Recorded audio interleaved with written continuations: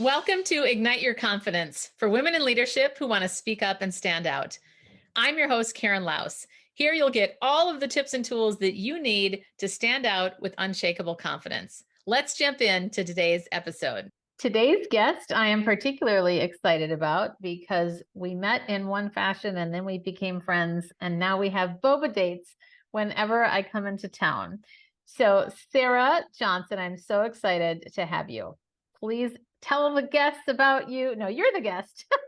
Tell us about you and anything that you want to share about yourself.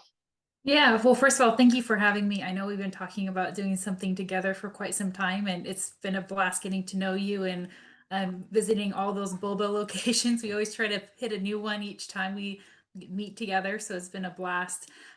So my name's Sarah Johnson, and I've been so I started my career in technology originally, and I kind of advanced to association world. So I worked for numerous associations from manufacturing to fashion and everything in between. But what I've loved about it is really getting to grow as a person from leadership positions to also helping businesses. That's what I've learned I've really loved to do is the consulting side of things, learning what a business needs and fulfilling that. And so it's allowed me to go into all these different avenues of my career and really getting to know people. So I look forward to sharing more about that with you. Awesome. Well, tell us about thinking about your confidence journey, since this is all about confidence. Tell us about a time when you weren't so confident and how things evolved from that, or if you have a specific story or example that you'd like to share. Yeah, so many people who know me won't believe this, but I used to be really shy. Oh, And wow. growing up, I was very shy. I'm a part of a very large family. So I guess maybe I didn't feel like I needed to talk much. I'm not quite sure. But one of my first jobs in college was working at Starbucks. And anyone who's worked at Starbucks probably has a similar story of you're forced to talk to people, right? And you're forced to build relationships with customers, and especially the reoccurring customers who come in every day. And what I love and what I remember is a line from Cheers that my boss would always share is everybody knows your name. And the concept of that was every customer that comes in know their name, know their drink. So by the time they get to the checkout, their name is written on a cup and their drink is already being made. And for me, that was a big confidence thing because it made me learn how to interact with people, how to build relationships, how to know their name, how to know what they're interested in. So for me, that was, I would say, the first step to building confidence and getting out of my shell because I was forced to do that. That was my job. Then when I kind of got into, I'll say, business world, it was more of, okay, now I have these leadership positions where I'm literally in charge of the full aspect of the company. I'd worked for a fashion association, and it was a very small association. It was a two-man show.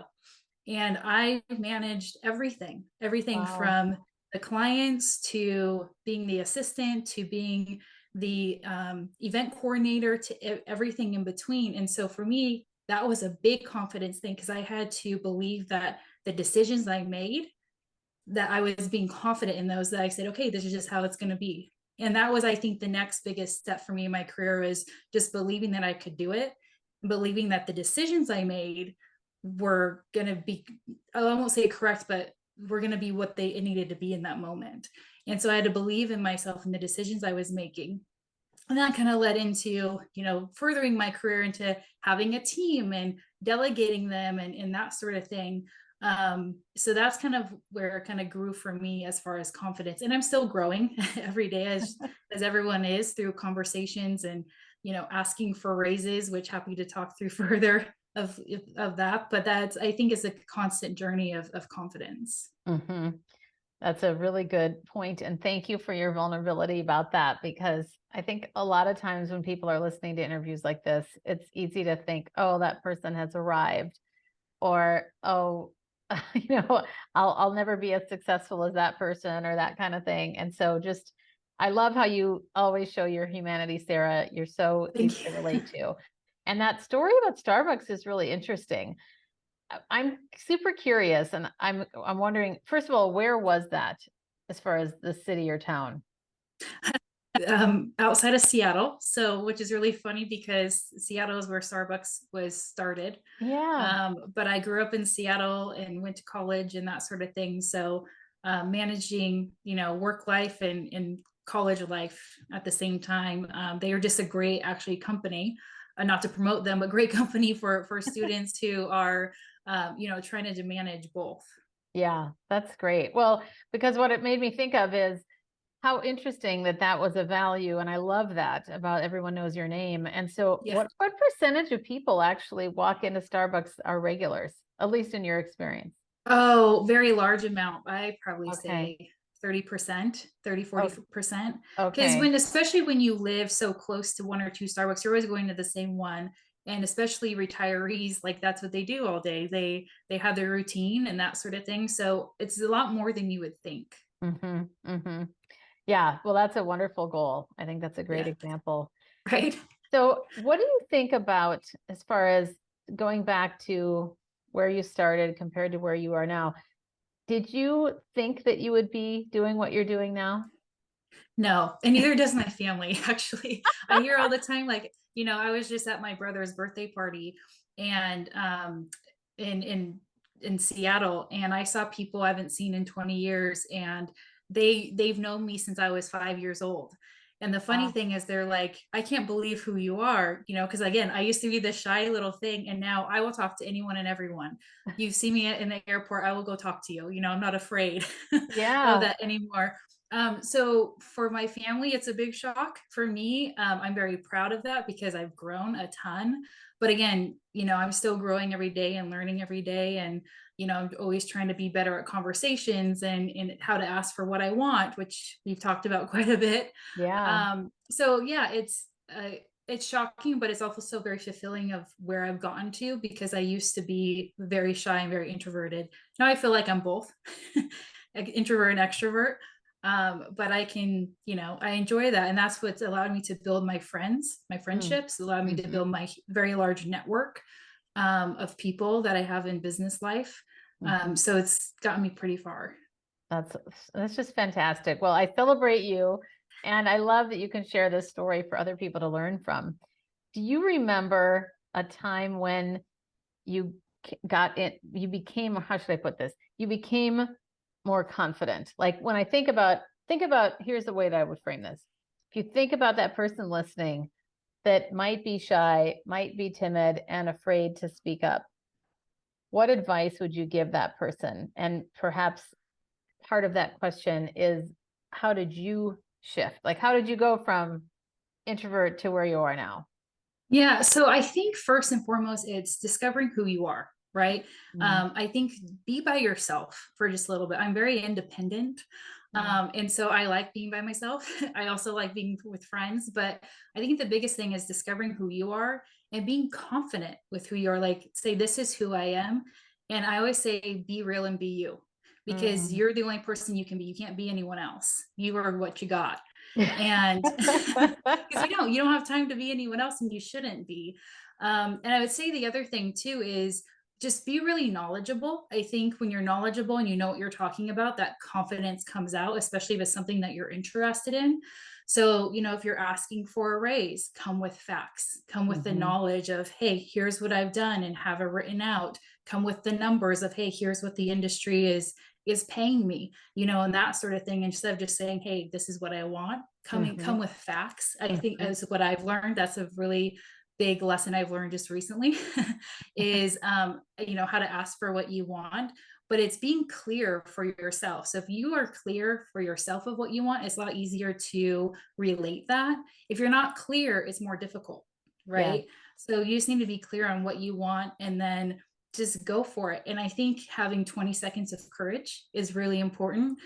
I Ooh, think if, it's hard to do it the first time, right? It takes a lot of courage and you're super nervous, but then you do it the second time and the third time and the fourth time, and then it gets a little bit easier. And then you start to figure out, oh, if I do it this way or if I do it that way, right? And that's just like anything, like how we learn to walk or how we learn to ride a bike. It's always fresh and new, but then you start getting better at it. So it's always that 20 seconds of courage you could just have to start off with. And always know too like not putting so much pressure on yourself. I Mhm. always have expectations for myself where, look, I'm going to do my best with whatever, whether it's getting better at something or having a conversation, but just know it may not always turn out the way I want it to be. And that's okay. And I think that kind of takes the pressure off as well, of just saying, look, I gave it a try, didn't work. Let's try something else. And if you have that mindset, it's a little bit easier. Mhm. It's not so much pressure on yourself. Mhm. It's a little bit easier to go to that next step. Wow, I love it. How tell us about the 20 seconds of courage. How did you come up with 20 seconds? I've I've attended a lot of seminars and I read a lot of books. I read personal development books all the time, and it's just something I've heard of quite a bit. And Mhm. I've a lot of my friends have experienced, and then I started just doing it. And again, it doesn't have to be a lifetime. It's 20 seconds, right? And it goes by in a blink of an eye. And you're like, oh, okay, it happened. Okay, great. Now let's go to the next thing. I mean, it's we put so much pressure on ourselves, and I think Yeah. that's why 20 seconds is very quick. Mhm. Anyone can survive 20 seconds. Mhm. So I think as long as it's just all about changing your mindset, I think is the biggest thing. And when we talk about mistakes or whatever that is, it's okay, great, it was a mistake. How am I going to learn from it? Or this was a learning opportunity. So how do you change the narrative of that? I think is really important. Mhm. Yeah, absolutely. So like think about one step that someone could take besides, so related to the 20 seconds of courage.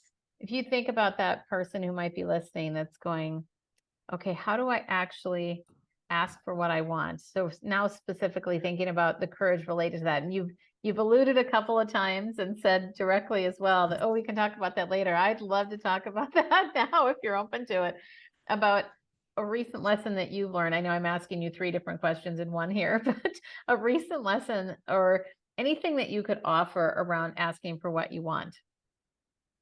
Yeah, so I think the first thing, if you've never done it before, is just really writing it down. I'm quite the note taker, and so that's what I always do. Is when I really want to do something, I'm nervous a lot of the times too when am doing something new. So recently, I had a life change where I changed careers, changed jobs, Yeah. and that's a little scary because I was very much in my comfort zone, was doing what I was doing. Also, I moved states all at the same time. And so for me, I like to note take. So I just write it all that down. And it's more of just getting all my thoughts out on paper, kind of barfing Mhm. on paper, I like to call it. Because then it actually becomes easier. You look at, you're like, oh, okay, it's not that bad. Right. And then you kind of get your thoughts out. And Mhm. then you look at the next day. This is just how I work. And then I looked at the next day, I said, okay, well, here's the step I can take. Let's just go ask. So I went and I just asked one day. And I always, something that I always remembered is, if you don't ask, it's an automatic no. Yes. So I went and asked and I got what I wanted. So and great. and again, I went in knowing I may not get it, right? So I had expectations for myself because it is what it is. And so I went and I got it. But for me, it was just thinking out the plan and the process. And that actually helped get rid of my, you can call nerves, jitters, whatever you call it. Mhm. But I think for some people, I run a women's group every other week, and we were talking about networking and how to network, right? And a lot of people on the call are super shy. And Mhm. talking to someone that you never met can be really nerve wracking. So, one thing that we coached on was, how do you compliment people? Right. So if I need Oh. to get into networking, right, for my job, right, maybe I'm in sales and I'm very new at it, compliment, say, hey, I really like your shirt, or hey, Mhm. those are awesome shoes, or what's your necklace, right? So it's kind of that, how do I get into a simple conversation starter? So we just provided a couple like sayings, couple questions that you can ask, and go with someone, right? So don't go by yourself, Yeah. go with someone, tag team, and kind of get comfortable, and then you start going. You don't need to go from 0 to 100, go from 0 to 1, and then you Mhm. go from 1 to 2 and 2 to 3. Yeah. But people just want to go from 0 to 100, and it's, some people can, but it's just, that's not how most of us work. So again, everyone has their own process, but for me, I like to think about it. I like to plan. I'm a process kind of person. But I think too, you don't have to do it by yourself. I think if you have a group of friends, ask them, say, hey, have you asked for a raise before? How did that go? And kind of getting tidbits and details from them. I always say learn from other people's mistakes, not just your own. Yes. And so, ask questions, ask your Mhm. friends, ask your colleagues, hey, have you had this experience? Because I think it helps you understand and come up with other ideas on how to approach something, whether Mhm. it's asking for a raise or it's having a conversation with someone that maybe some confrontation there, right? Because those are very difficult for people Right. as well. But it's how can take what you've learned from other people and turn it into something else, right? Because Mhm. again, it's changing that narrative. Mhm. So hopefully I answered all three of your questions. Yeah, well, I love it. And I'm thinking, can we get even more specific around the ask? So specifically, when Yeah. you was this, I don't know if you're comfortable sharing this, but was this for a job?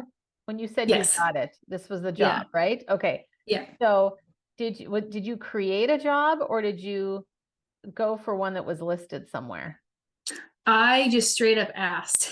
Okay, so you went I to the knew. person, yeah, tell us a little Yeah. bit about that because Yeah. that's So, really so helpful because you, so many people are responding to one that already exists. And what I think is yeah. unique about yours is that you went for what you wanted on your own. Yeah, well, just to give a little background, is most of the jobs I've gotten, I never asked for them before. Usually, they were referrals from a friend of a friend.